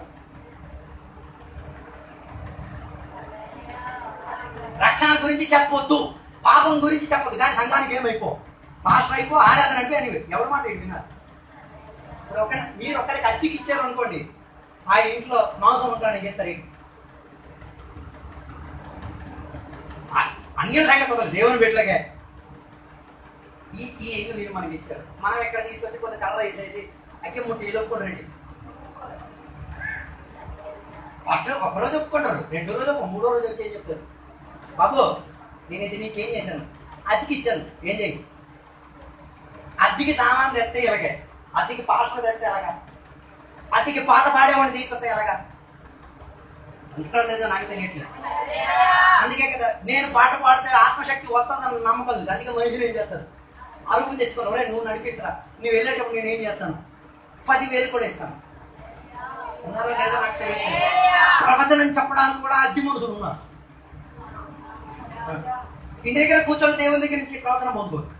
దేవుని వాక్యం ఎవరిని తీసుకొస్తారు, అతికి మనిషిని తీసుకొస్తారు. ఆయన చేంజ్ చేయాలి. ఎలాంటి శాపము ఆలోచించండి, ఎలా శాపం తీసుకొచ్చేది ఆలోచించండి. ఎలాగే బాలాకి ఏం చేసి పెట్టాడు, బలియామును ఏం చేసుకున్నాడు, ఆత్మీయతలో అద్దెకి తెచ్చుకున్న సామాన్లు వద్దు, యథార్థతో ఉన్న పాట మొక్కలతో అయితే పాడు, వాక్యపరచడానికి సమంగా చేయడం పోనీ అలాగని చెయ్యి. అందులోపల కూడా ఏం చేయొచ్చు, దేవుడు ఏం చేయొచ్చు, స్పర్శన చేయొచ్చు. అందుకే కదా వాక్య పరిచయాలు ఏం చేయలేని తెలియని సేవకులు రాదు, ఆత్మను ఆరాధన చేయదు. ఆయనకి ఏం వాక్యం వచ్చు, అరే ఆయనకి వాక్యం రాదు, నీకు స్తోత్రం చెప్పవచ్చు కదా, నువ్వు నాకు ఆరాధన చేసే స్తోత్రం చెప్పి నీకు కూడా ఆటోమేటిక్ వచ్చాను. అదేం చేయడం, ఆయనలో లేనిది ఆత్మ స్పందన ద్వారా నువ్వేం చేస్తావు, ఆశీర్వదించి తెప్పిస్తున్నావు. ఆయనకి పాటలు పాడటం తెలియదు, మైకి ఇచ్చిన అడ్డదిడ్డంగా పాడుతున్నాడు, దాన్ని నువ్వేం చేస్తావు, ఆరాధన చేసి ఆ పాట ట్యూన్కి తగ్గట్టుగా వెళ్ళిపోతున్నప్పుడు ఈయనకి కూడా ఏం గప్పు, నా ట్యూన్ బాగోకపోయి వీళ్ళు నాకు స్పందిస్తున్నారండి, నాకు ఇందులో ఏదో ఒక విడుదల కావాలి అన్న తలంపై వస్తుంది. ఒకరికి ఏం చేశారు, విడుదల ఇప్పించేది, ఒకరి శాపం ఇంకొకరి ఆశీర్వాదంగా మార్చి తీరేది. అందుకే అద్దెకి తెచ్చుకున్న బేరం కాదు, మనం సొంతంగా ఏం చేసుకు తీరాలి, అలవాటు చేసుకు తీరాలి. కానీ ఈయన ఎవరిని అద్దెకి తెచ్చుకున్నాను, అద్దెకి తెచ్చుకున్నాను దేనికోసం, ఆశీర్వదించడానికే కాదు. ఈ కాలంలో అది రివర్స్ అయిపోయింది, ఆశీర్వదించడానికి మనుషులు ఏం చేస్తారు, అద్దెకి మీటింగ్లు అన్నీ జరుగుతున్నాయి, ఎక్కడి నుంచి మనుషులు ఏం చేస్తున్నారు, అద్దెకి తిప్పుతారు. ప్రజలను కూడా ఏం చేస్తారు, మొత్తం అలా తగ్గిపోయింది చూడండి, ఆటో పంపించి ప్రజలను కూడా అద్దెకి ఏం చేస్తారు, ఫాస్ట్ గారిని కూడా అద్దెకి ఏం చేస్తారు, సామాన్ మైక్ సిస్టమ్ పోనీ అదే అద్దెకి తెస్తే ఒక విషయం తీర్చొచ్చు. ఈ వచ్చే మీరన్నీ వెళ్ళారు కదా, ఎక్కడెక్కడో ప్రార్థనలకి చూశారు కదా, ఎప్పుడైతే జనమండి గారు అద్దె.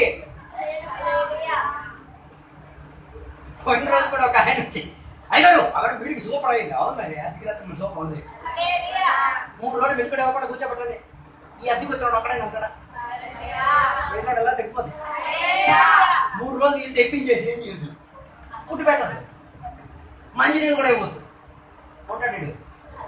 ఈ అద్దెకి వచ్చిన సామెత ఉంటుందా, మరి వచ్చిన పాస్టర్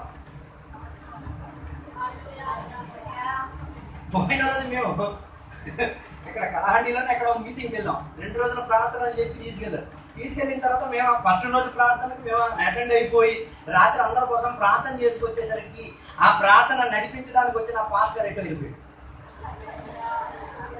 ఎవరు మమ్మల్ని పిలిచారు, ఆయన ఏం చేయాలి, మేము ఉండాలా వచ్చేయాలి,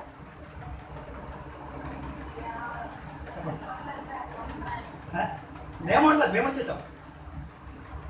ఈ పిలిచిన సేవకుడు ఏం చేయాలి, అక్కడ లేకపోతే ఎవరో ఒకరిని ఏం చేయాలి, అప్పుడు చెప్పాలి. అయ్యగారు ప్రార్థన అంతా అయిపోయింది, మేము 2 గంటలు మొత్తం వచ్చిన సంఘస్థలు అందరి కోసం ఏం చేసాం, ఈ ప్రార్థన చేసినప్పుడు మొత్తం దురాత్మలు బయటపడుతున్నాయి. 2 గంటల మంచినీళ్ళు కూడా తాగకుండా నేను శ్రీధరు అయ్యగారు మేము ముగ్గురు, మేము శ్రీధరు అంటున్నాడు అయ్యగారు నా కాలం కూడా, నేను ఆయన కాలం కూడా నేను కొట్టుకుంటాను, నా కాలం కూడా అటు ఇటు అయ్యగారు ఎవరు చెప్తాను, నేను చివరికి అయ్యగారు కూర్చి ఇచ్చేసాను. 2 గంటలన్నర వరకు ప్రార్థన చేసినప్పుడు కూడా ఈ పాస్ట్ గట్టిలు కూడా తెలియదు ఏం చేయాలి, ఇప్పుడు విడిచిపెట్టి మేము ఇంటికి వచ్చేసాం. ఇంటికి వచ్చిన తర్వాత ఫోన్ చేశాను, అయితే నేను ఎక్కడున్నాను, ఇటు వెళ్ళిపోయారు, ఏమైపోయారు, నేను ఇంటికి వచ్చాను.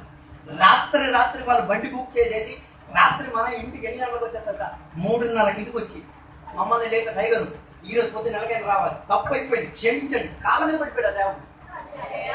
ఆయన తన తమ్ముడు ఇంకొక భాష ముగ్గురు వచ్చి కాళ్ళ మీద పడిపోయి అయ్యగారు మమ్మల్ని క్షమించండి, తప్పు అయిపోయింది, వేరే వంట పనుల్లో పడి ఆ మనుషులు పంపించారు, ఈయన పంపించారు, ఆ సేవకులు పంపించారు, ఆ పనుల్లో పడి మీ విషయం ఏం చేసేసారు, మమ్మల్ని తీసుకొని పొద్దున మేము లెగిచి మాతో కలిపి మేము ముందు ముందు ముందు వెళ్తుంటే వాళ్ళు ఎక్కడికి వెళ్ళిపోతారండి. రెండో రోజు వెళ్ళి మీటింగ్ జరిపించిన తర్వాత ప్రార్థన అంతా అయిపోయింది. అయిపోయిన తర్వాత ప్రార్థన చేయండి, విశ్వాసాల కోసం ప్రార్థన చేయడానికి నిలబడేసరికి వర్షం పడేది.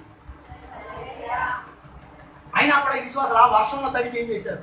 ప్రార్థన చేసి కొందరు బోర్డులో దులేస్తున్నారు. ప్రార్థన చేస్తుంటే కొందరు పడిపోయి ఆరాధన చేసేస్తారు. నేను చెప్పేది అది అద్దెకి తెచ్చినవి కాదు, నిజ పూర్తిగా ఏం చేసేది. ప్రార్థన అంతా అయిపోయిన తర్వాత మమ్మల్ని ఒక గోడౌన్ లోపల తీసుకెళ్ళిన తర్వాత ఏం చూపించారో తెలుసా? ఆ సంఘములో అక్కడ మీటింగ్కి వచ్చిన ఒక్కొక్క విశ్వాసి ఒక్కొక్క మూట బియ్యం తీసుకొచ్చి అక్కడ పెట్టేసి, ఎప్పుడు తీసుకొచ్చారు తెలుసా? ఆ రోజు కాదు, ఒక వారం ముందే తీసుకొచ్చి గొడవలు మొత్తం ఏం చేసింది. నాకు ఆశ్చర్యం కలిగింది. ఒక 400-500 బస్తాలు ఉన్నాయి, 50 కిలోల లెక్కన.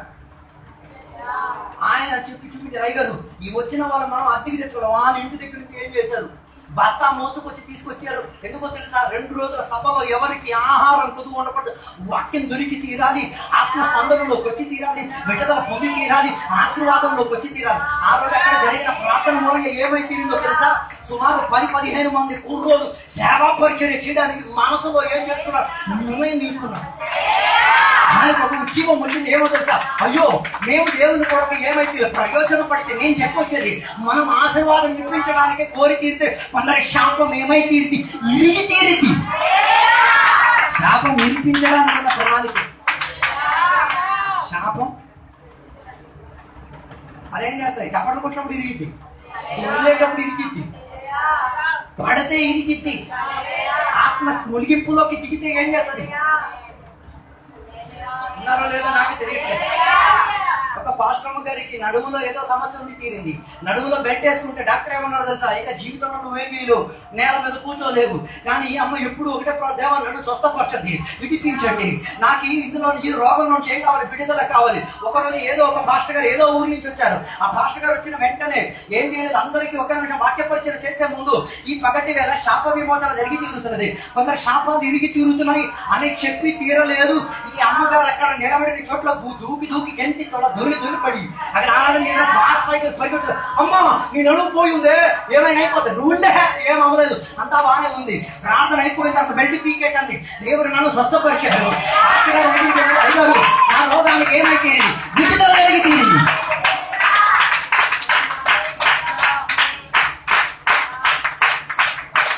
నేను చెప్పొచ్చేమాట, శాప లక్షణాలు తెలుసుకుంటా.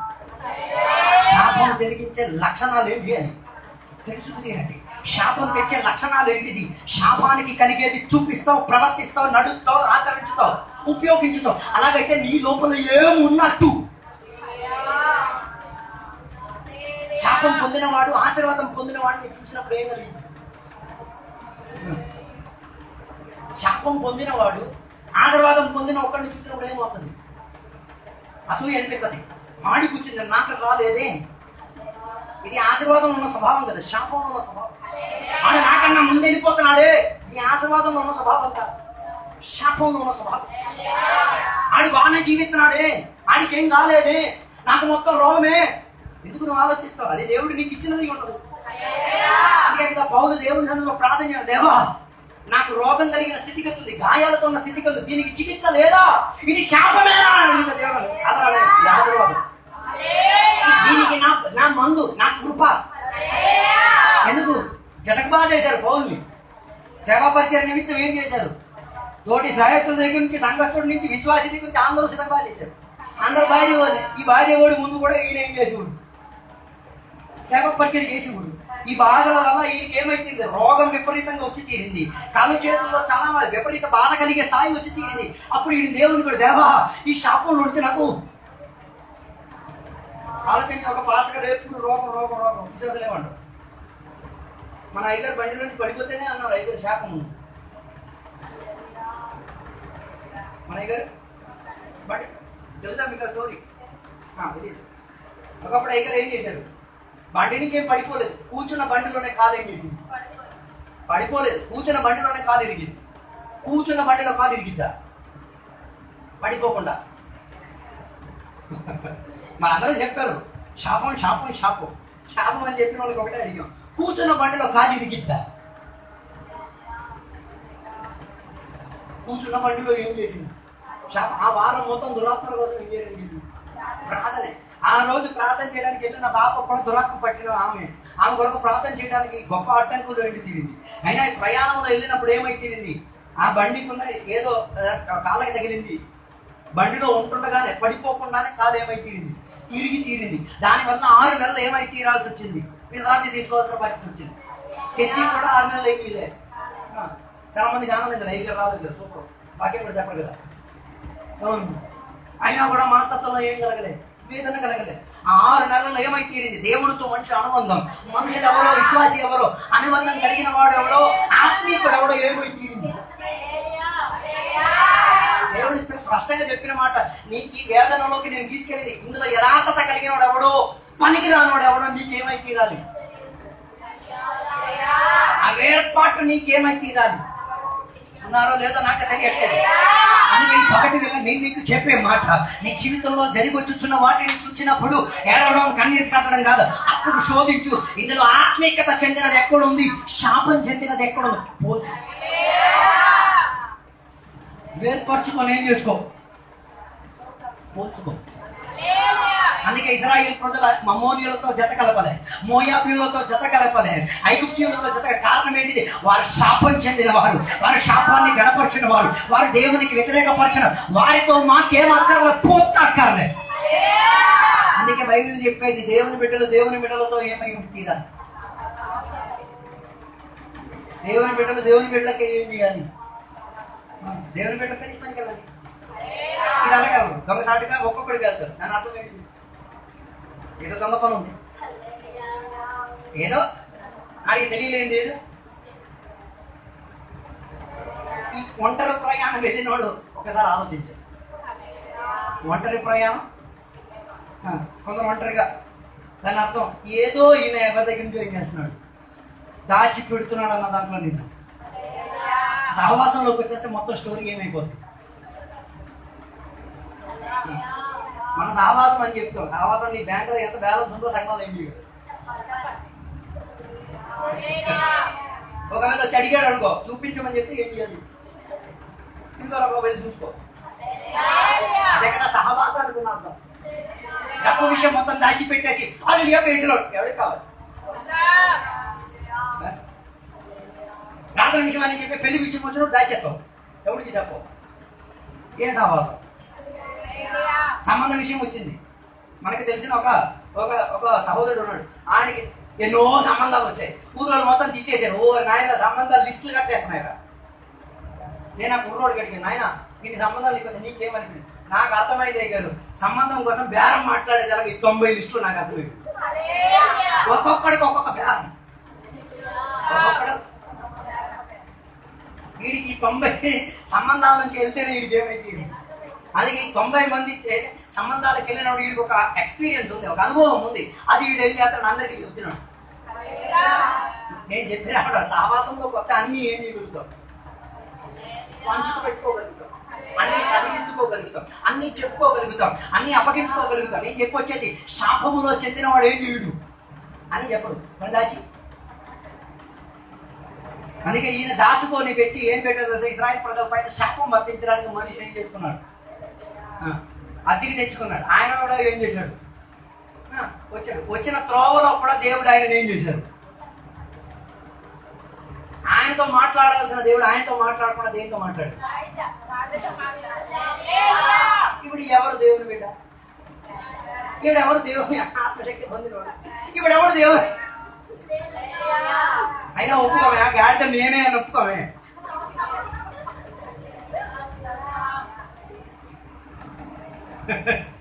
పురుగు ఒప్పుకుంటాం, గాడిద నెయ్యి.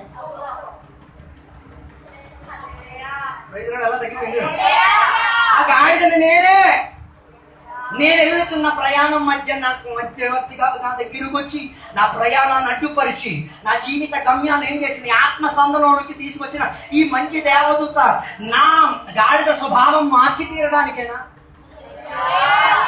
అందుకే కదా కట్టబడిన ఒక గాడిదను ఎవరు పట్టించుకోలేని దానిని యేసయ్య ఏం చేసుకునేది, ఆ గాడిద నేను మనం ఒప్పుకోం కదా, నువ్వని ఒప్పుకుంటావు. అందుకే కదా ఇతరులకు మనం ఏమైనా వింటాం. ఎందుకు మనం ఒకరిని ఒరే గాడిదని పిలవట్లేదు? నేనే ఆ గాడిదని, ఈ గాడిద ఇంకో గాడిదని పిలుస్తుందా? మన పిల్లలకి మనం ఎందుకు దొడ్డం అనట్లేదు, గాడిద అనట్లేదు. ఎందుకు? నేను తల్లి గాడిదని, నేను తండ్రి గాడిదని, మరి కన్నదే.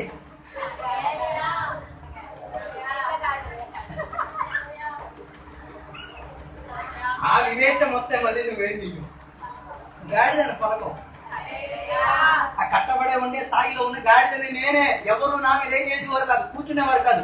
ఉన్న చోట్ల తిరిగేవాడిని, ఉన్న చోట్ల పాస్కి వెళ్ళేవాడిని, ఉన్న చోట్ల దొడ్లోకి వెళ్ళేవాడిని, ఉన్న చోట్ల అన్న గడ్డి తినేవాడిని. అదే నా జీవితం, అదే నా ప్రపంచం. వచ్చిన వాళ్ళు అందరూ చూసి వెళ్ళిపోవడమే, ఇదే నా జీవితం అయి తీరింది. కానీ ఆ గాడిదని వెతుక్కుంటూ ఏం చేశారు? యేసయ్య ఇద్దరిని పంపించారు. ఆ సేవకులను బట్టి స్తోత్రం. వారి ఆత్మ స్పందన కలిగిన వాళ్ళే, వాళ్ళ దేవునితో మంచి అనుమతి కలిగిన వాళ్ళే, వారి వాక్యానికి లోబడే వాళ్ళే. అందుకే కదా యేసయ్య చెప్పిన మాట, ఆలకించే గాడిదని వెతుక్కుంటున్నారు. రక్షణ పొందడానికి దేవుని ఆత్మ ప్రేరేపణ ఉండబట్టే కదా దేవుని యొక్క సేవకుడు అక్కడికి వచ్చింది. నీకోసం ప్రార్థన చేసి నీ కట్టును ఏం చేశారు?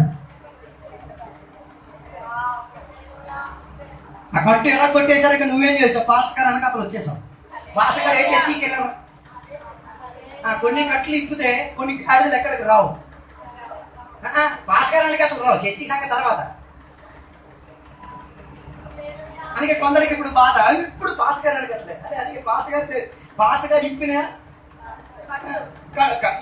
గాడిది కొట్టది. ఆ గాడిది ఏం చేస్తాయి? ఎవరు ఇప్పారు ఆయన అనకాతలు వస్తాయి. కానీ నువ్వు అది చూపెట్టి ఏంటి రాదు. కానీ నువ్వు వేదన పడితే ఏం లాభం? నీకు అట్ట ఇప్పలేదని అర్థం. నాతో ఆ గాడిది అంటే పాస్టర్ గాడి తెలుస్తుంది. అదేనా ఆ గాడిదికి ఆయన ఇప్పారు. దేవుడు చెప్పిన ప్రణాళికలు ఆయన ఇప్పారు. అందుకే కదా ఏ శిష్యులు వెళ్ళారో దాని వెనకాల ఈ గాడిది కూడా ఏం చేసింది.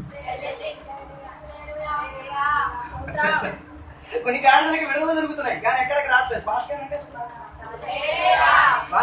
ఏం చేయు? ఆ భాస్కర్ ఏ చర్చికి వెళ్తారు అక్కడికి వెళ్ళాలి. భాస్కర్ ఎలా ఆరాధన చేయాలి అలా ఆరాధన, భాస్కర్ ఎలా వాక్యం చెప్తారు అలా వాక్యం చెప్పాలి, భాస్కర్ ఎలా స్వాగతం చెప్తారు అలా చేయాలి, భాస్కర్ ఎలా ప్రార్థన చేస్తారా. ఇదే కదా రూపాంతరం, ఇదే కదా మార్పు, ఇదే కదా మనసు మారడం. మతం మారడం కాదు, తప్పుగా అనుకోకండి. మతం మారడం కాదు, ఏం మారడం? గాడిద అన్నది గుర్తుండాలి, పలకక్కర్లేదు. నేను ఆ గాడిద అన్నది గుర్తుంటే చాలు. ఇప్పుడు నేను గాడిద కాదు, దేవుని యొక్క కుమారుని కుమార్తెని, దేవుని ద్వారా ఆశీర్వదింపబడిన వాడిని, దేవుని ద్వారా పేరు పిలువబడిన వాడిని. ఇప్పుడు నాలో గాడిద స్వభావం లేదు. అదేమైతే గొర్రె స్వభావంగా, గొర్రె పిల్ల స్వభావంగా ఏం చేసింది? మార్పు పొంది తీరింది. గొర్రె పిల్ల అయితే నీ బొచ్చు పీకిన, నీ పేక మీద కత్తి పెట్టి నేను కత్తిరించేసిన, నిన్ను బతుకుండగా కత్తి కొట్టి చంపేసిన, నువ్వేం చెయ్యు? గాడిదలాగా అన్నావు. అదే కదా ఇస్సాకు చేసింది. బలి వేదికపై నాన్న ఏం చేసేసాడు? 18 సంవత్సరాలు ఉన్న కుర్రోడు, 18 సంవత్సరాలు మన రంజు అంటే కొడుకులా ఉంటాడు అనుకోండి. అలాంటి ఒక కుర్రోడిని చేతులు కాళ్ళు కట్టే ముందు ఏంటి ఎలా పడుకోబెట్టాడు? పడుకోబెట్టినప్పుడైనా ఆ కుర్రోడు ఏంది నాన్న నువ్వు పడుకోబెట్టను? కాలు ముందు కట్టారు, ముందు చేతులు కట్టుంటారు. ఈ కొడుకు కొట్టకూడదు కదా, చేతులు కట్టారు. తర్వాత ఏం చేశారు? కాళ్ళు కట్టారు. అయినా ఈ కుర్రోడు ఏం చేస్తున్నాడు? తర్వాత ఈయన ఏం చేశారు? కర్రపెట్టల మీద ఏం చేశారు? అయినా ఇంటి సరైన కూర్చున్నాడు. ఎంతకు ముందే ఒక ప్రశ్న అడిగాడు, అన్నా కత్తి ఉంది, కర్రలు ఉన్నాయి, నిప్పు ఉంది, దేవుడు చూస్తారులే అది చూశారు. నేనే అయినా కూడా ఏమేమో ఉన్నాడు. గాడిద కాదు ఇది. అదే ఇస్మాయిల్ తీసుకొచ్చి పెట్టామనుకో, తీసుకొచ్చే ముందే తొంతాయి, ఇంటి దగ్గర నుంచే తంతున్నాయి కదా. కానీ ఇది ఇస్మాయిల్ కాదు, ఇది ఎవరు? గొర్రెపిల్ల. దీని స్వభావం ఏమైతే ఈ ప్రయాణం మధ్యలోనే దీని స్వభావం ఏమైతే అర్థమైంది. నేనే ఆ గొర్రె పిల్లని, నన్నే మా నాన్న ఏం చేస్తాడు? వధించేస్తాడు. నేనే ఏమై తీరాలి? ఈయన చచ్చిపోయి తీరాల్సింది. దానికోసం నేనేం చేశాడు? ఒక గొర్రె పిల్లగా బొచ్చు కత్తిరించబడడానికి, నరికి వేయడానికి, వధింపబడి తీరడానికి, చంపి తీరడానికి తను తాను ఏం చేసుకున్నాడు? ఇది నీ జీవితం నా జీవితానికి సాదృశ్యం కాదా? నువ్వు గొర్రె పిల్ల కాకపోయింటే ఆ బలివేదికను మొత్తం తండ్రి ఏం చేస్తుంది. నాన్న కట్టి ఆయనని పొడిచించేసి ఏం చేయను, పారిపోయింది. దాన్ని వధించలేదే, ఏం చేయలేదే, తనలేదే. కారణం ఏంటిది? ఇది పందిగా, ఇది గాడిద కాదు, ఇది ఏమై తీరింది.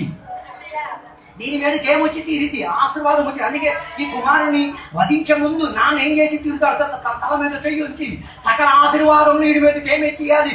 వచ్చి తీరాలి. వాక్యంలో నా ఆశీర్వాదం మొత్తం వచ్చి తీరాలి. ఇవన్నీ చూసినప్పుడు వీడి కొరకు కావాల్సిన గొర్రె పిల్ల అక్కడ ఏమై ఉంది? అక్కడ ఏమై ఉంది? సిద్ధపాటు కలిగి ఉంది. దానికి దీనికి తేడా ఏంటో తెలుసా? ఇది కట్టబడి ఉంది, అది చిక్కుల్లో ఉంది. దీనిని కట్టేంత వరకు ఆ చిక్కుల్లో ఏమున్నది ఏమైతే దొరికి తీరదు. కొన్ని కట్టబడి తీరితేనే ఏమై తీరేది, కొన్ని చిక్కుల్లోనికి నీ కొరకు ఏం చేసేది? ఉత్తరంగా మారి తీరేది. అలాగైతే స్వభావంలో ఏం రావాలి? రూపాంతరం. స్వభావంలో ఏం రావాలి? అతన్ని బలివేదిక మీద పడుకోబెట్టినప్పుడే అసలు స్వభావం చూపించేది. దేని మీద పడుకోబెట్టాలి? పాస్టర్ గారు వాక్య పరిచయం చేసిన నేను ఎక్కడ పడుకోబెడుతున్నారు. ఎలా తగ్గిపోయిందో చూడండి. పాస్టర్ గారు వాక్య పరిచయం చేసేటువంటి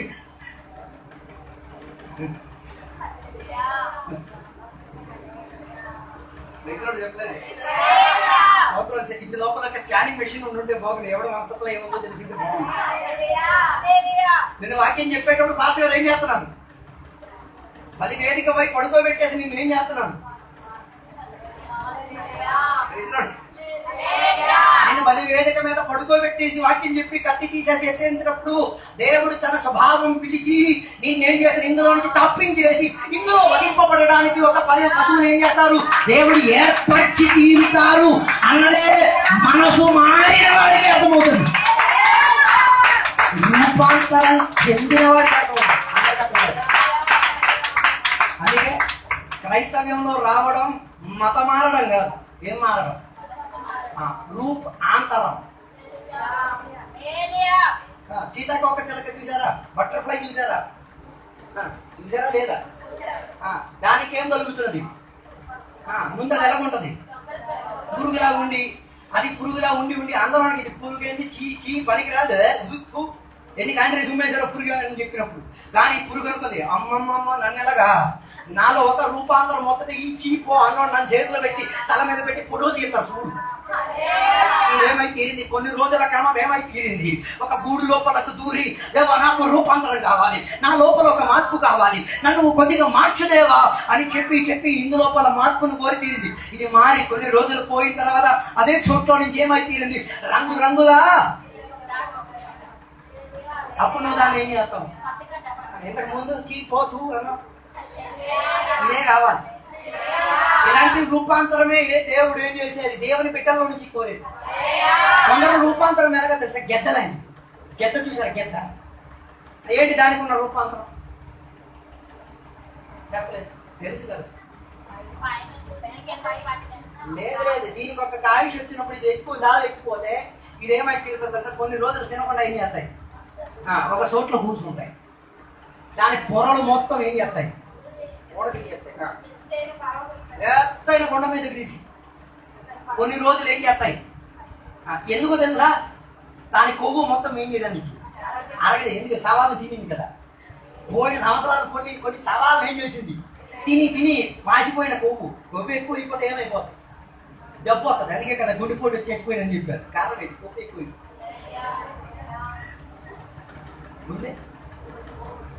దేనికోసం? కొవ్వు ఎక్కువైపోయింది. కూర్చోలేడు, నిలబడలేడు, దొరలేడు, ఏం చేయలేడు. కొవ్వు తగ్గించడు.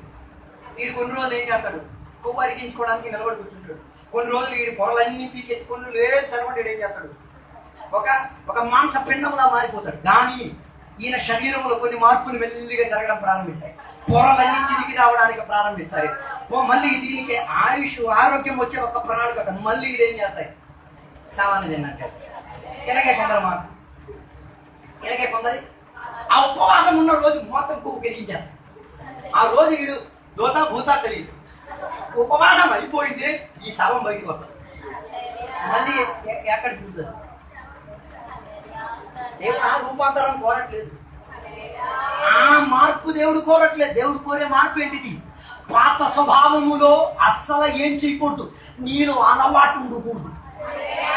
పాత స్వభావాన్ని నీవేం చేయాలి?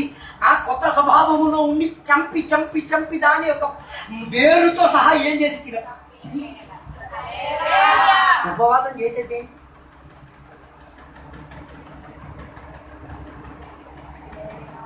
కొందరు ఉపవాసం చేసేది అవసరాలు తీర్చుకోవడానికి. ఉపవాసం అవసరాలు తీర్చుకోవడానికి కాదు, ఉపవాసం దేనికి? పాత స్టాక్ని ఏం చేయడానికి, వేరుతో సహా ఏం చేయాలి? పీకేసి ఏం వచ్చేటప్పుడు ఒక సీతాకోక చిలకల రూపాంతరం చెందినట్టు. ఉపవాసానికి ముందు నువ్వు ఒక గాడిదలా వచ్చావు, ఉపవాసం తర్వాత నువ్వేమై తీరాలి? వధించబడడానికి ఉన్న గొర్రె పిల్లకి ఏం చేయాలి? అలాంటి దానిని ఏసై ఏం చేస్తారు?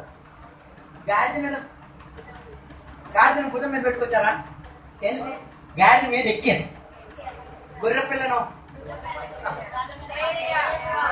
చూసారా ఎంత మాత్రం రూపాంతరం చెందింది, ఎంత మాత్రం మార్పు చెంది తీరింది. అందుకే నేను చెప్పొచ్చే మాట, శాపములన్నీ ఏం చేసి తీరాలి? తొలగించి తీరాలి. అందుకే ఇశ్రాయేలు ప్రజలకు అర్థమై తీరింది, వారి లోపల ఉన్న శాపాన్ని గుర్తించి తీరడానికే దేవుడు ఎవరిని పంపించారు? ఒక శాపం చెందిన రాజుని ఏం చేసి తీరారు. కానీ ఇశ్రాయేలు ప్రజలకు అది తర్వాత ఉన్న 24 ఒక్క వాక్యం చదివేస్తే మనకు విషయం అయిపోతుంది. 25వ అధ్యాయం 1వ వచనం.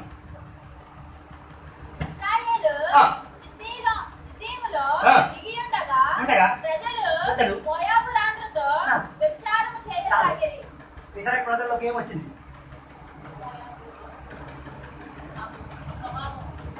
ఎవరి స్వభావం? ఎవరు? మోయాబీలు.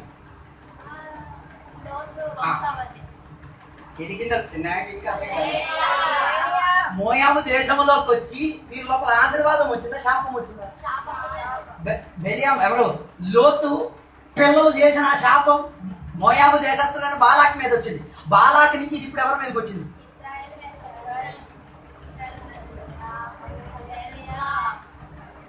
ఎంతవరకు అర్థమైందో లేదో నాకు తెలియదు. ఓకే, మాటలు జరిగింది. ఎంత అర్థమైంది అంత అర్థమైతే చాలు.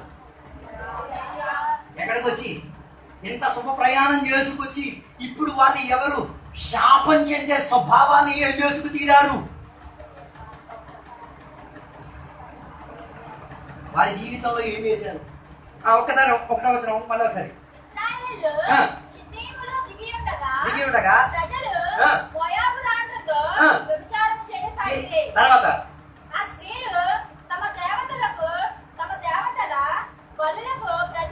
ఇప్పుడు వాళ్ళ దేవుడు కూడా ఏమైపోయింది?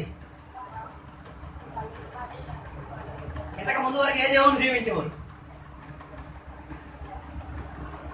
ఇశ్రాయేలీయుల దేవుడిని సేవించేవారు, జీవం కలిగిన దేవుడిని సేవించేవారు, జీవం కలిగిన ఆరాధన, జీవం కలిగిన యాగం, జీవం కలిగిన అన్ని ఉండేది. ఇప్పుడు శాపంలో నుంచి అధిక శాపంలోకి ఏం చేశారు?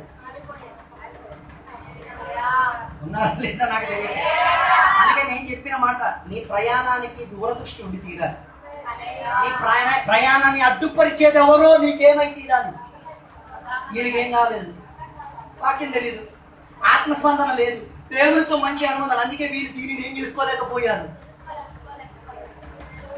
అందుకే నా మాటలు నేను ముగించాలనుకుంటున్నాను. ఈ పగటి వేళ నీ ప్రయాణాన్ని ఒకసారి పరిశోధించు. ఆశీర్వదింపబడే ప్రయాణమా, శాపం తెచ్చుకున్న ప్రయాణం? ఏం అప్పగించుతున్నావు? పగటి వేళ ఒక్కసారి దేవుని యొక్క సమక్షంలో ఏం చేయి, వేర్పరచుకొని తెలుసుకో. ఐగుప్తు దేశంలో నుంచి ఆశీర్వాదం పొందే విధానంలో ప్రయాణమై వచ్చి షిట్టీం దగ్గరికి వచ్చేసరికి మోయాబీయులతో ఏమై తీరారు? శాపం పొందేంతటిగా వీరి ప్రణాళికలు ఏమై తీరింది? మారి తీరింది. శాపం ఒకరి జీవితంలోకి వచ్చేస్తే శాపం వారిలో ప్రభుత్వపరిచి వారి దేవుడు కూడా ఏమైపోవచ్చు? మారిపోవచ్చు. వారి ఆరాధన కూడా ఏమైపోవచ్చు? వారి ఆత్మ స్వభావం కూడా ఏమైపోవచ్చు? అలాగే ఆలోచించండి. శాపంతో జీవిస్తున్నారా, ఆశీర్వాదంతో జీవిస్తున్నారా? ఒకటి వేళ ఒక్కసారి పరిశోధించు. ఒక నిమిషం దేవుని కసగదిలో కళ్ళు మూసుకోండి. ఒప్పుకు తీరుతుంది దేవునికి. దేవా, ఎక్కడైనా ఉన్న శాపాలు ఏమైనా వెంటాడుతున్నాయంటే అది నాలో ఇంకా వర్ధించకుండా అది నాలో ఇంకా ప్రయోగశూన్యత కలిగి ఉండే స్థాయిలోకి నేను అది అప్పగించి తీరుతున్నా. నాకు ఒక ఆశీర్వాదం కావాలి. ఆ శాపాన్ని ఎర్రకొట్టి తీరడానికి ఉన్న ప్రణాళికలు వాక్యోపదేశం ద్వారా మాకు హెచ్చరింపు చేయమని పగటి వేళ దేవుని యొక్క సన్నిధిలో సమర్పించుకుందాం, ప్రార్థన చేసుకున్నాం. కృప కలిగిన దేవానికి వందనాలు. పగటి వేళ దేవా నీ వాక్య భాగములో నుంచి దేవా ఇశ్రాయేల్ ప్రజలపై వర్తించుకొని వచ్చిన శాపాన్ని తొలగి వేయటం, దేవా వారి జీవితంలో వారికి ఆత్మిక స్పందన లేకపోవడం, వాక్యములో ఉన్న గ్రాహ్యం లేకపోవడం, దేవునితో ఉన్న అనుబంధం తెలియకపోవడం, వారికి అది అర్థం కాలేదు దేవా. అలాంటిది మాకు జరగకూడదు దేవా. మా శాపములన్నీ తొలగి తీరడానికి ఆరాధన ఉంది, మా శాపములన్నీ తొలగి తీరడానికి ఆత్మస్పందన ఉంది, మా శాపములన్నీ కూడా గుర్తించి తీరడానికి దేవుని యొక్క వాక్యోపదేశం ఉంది, మా శాపములన్నీ కూడా ఇరిగి తీరడానికి ఆత్మిక సహవాసం మాకు ఉంది దేవా. దానిని ఎరగొట్టి తీరండి దేవా. మేము గాడిదలం కాము, మేము గొర్రె పిల్లలమి, మేము వధింపబడడానికి ఉన్న వాళ్ళమి, బొచ్చు కత్తిరింపబడడానికి ఉన్న వాళ్ళమి, మేము దేవుని కొరకు చచ్చిపోయి తీరడానుకున్న వాళ్ళమే. అలాంటి మంచి రూపాంతరం చెందిన వాడిని, దీవెన పొందుకున్న వాళ్ళమే, ఆశీర్వాదం కలిగిన వారమే, క్షేమాభివృద్ధిని కలుగులోకి వచ్చే విధానంలోకి వచ్చిన వాళ్ళమి దేవా. ఈ పగటి వేళ మా శాపములన్నీ ఎరిగి తీరాలి దేవా. అది ఆశీర్వాదంగా మారి తీరాలి. నేను ముట్టినవన్నీ ఆశీర్వాదం, వండినవన్నీ ఆశీర్వాదం, ఇచ్చినవన్నీ ఆశీర్వాదం, పలికినవన్నీ ఆశీర్వాదం, నడిచినవన్నీ ఆశీర్వాదం, అనుభవించినవన్నీ ఆశీర్వాదం, అప్పగించినవన్నీ ఆశీర్వాదం, మొత్తం ఆశీర్వాదం యొక్క గుప్పుకూడులోకి మమ్మల్ని దింపమని కోరుచున్నాం దేవా. ఈ రాత్రి పగటి వేళ మాతో మీరు మాట్లాడినందుకు వందనాలు. ఇప్పుడు మేమందరం కూడా మా ఇళ్ళలోకి, మా కుటుంబంలోకి తిరిగి వచ్చినాం. నీ కృపలో నీడల సాహసం ముందుకు కొనసాగడం సహాయపరచండి. మేము ప్రార్థన చేసిన సకల విషయంలో నీ గొప్ప విడుదల జరిగి తీరుటకు దేవా సహాయపరచండి. దీవెనలతో నింపినందుకు వందనాలు, సహాయపరచినందుకు వందనాలు. యేసు నామములో అడిగి వేడుకున్న పరమ తండ్రి యొక్క కుమారు యొక్క పరిశుద్ధాత్మక సహవాసం ఇప్పుడు వెళ్ళప్పుడు ఇక్కడికి వచ్చిన భక్తులందరితో దేవాన్ని రెండో రాకడ వరకు తోడైందను గాక. ఆమేన్. Praise Lord. అందరికీ వందనాలు.